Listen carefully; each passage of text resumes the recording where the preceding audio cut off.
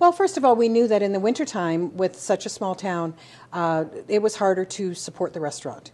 In the summertime, we have no problem. We're full all the time. But in the winter, we certainly compete with other restaurants and with a lot of community events. And we were looking for a more stable income. As well, we have a really fine kitchen staff. We have 2 classically trained chefs who are just fantastic at what they do, and they are also very good at teaching.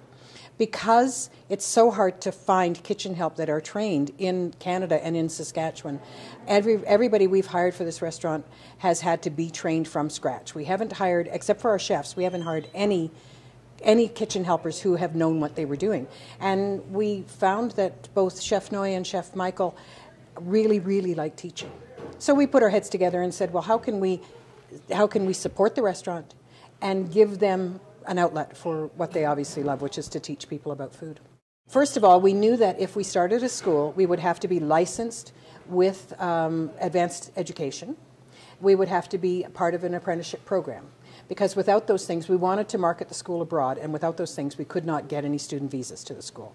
So by hooking up with SIAST, SIAST is a licensed institution. SIAST has a well-established professional cooking program.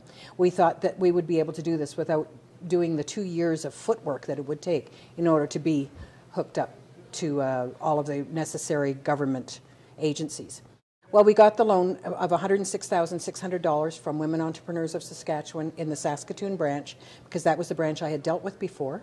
That loan is for development of a teaching facility in the kitchen. We have to expand our kitchen, and also for some operating capital. Because there are lots of lawyers' fees and accountants' fees, and we have to pay our chefs to develop their program, be trained in the program and stuff like that. So some operating capital. It's huge, yeah. I mean, we would not be able to do the project without help from Women Entrepreneurs.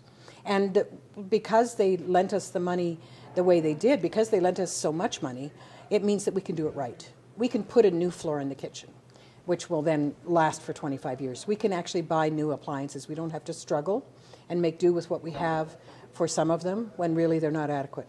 We can provide a top quality teaching environment, which is what we want to do.